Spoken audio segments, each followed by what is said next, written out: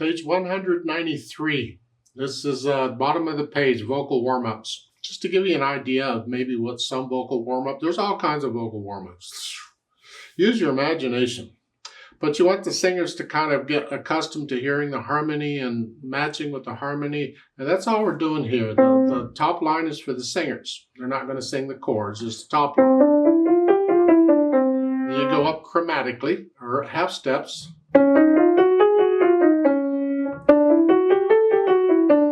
Up here, because you know the scales, it's not a problem. If you don't know the scales, good luck. And the chords, you just 1, 5, 7. And then this leads into the next one. It's like a 5, 7 in the next one, like a dom, dom. And then 5, 7.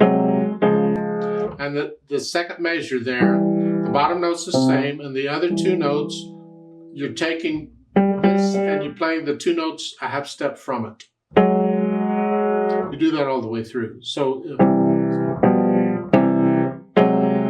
here, 5, 7, and then here, and then here, and then it leads into the next one. You don't have to do that. You could do the 1, 5, 7. You could just play that, and that's fine. Once the singers hear the pattern and they have it in their head, they're going to fill in the blanks on their own. And you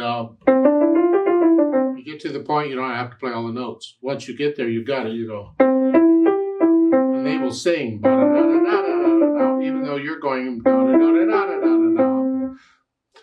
that helps them to harmonize too. When you're not playing all the notes they're singing, yeah. Different ways of doing it. If it's the men doing it, switch them. And you're doing chords here and then here.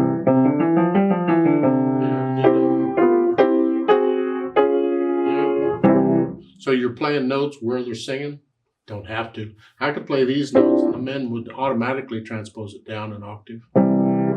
If you have them all, you could do it in both hands.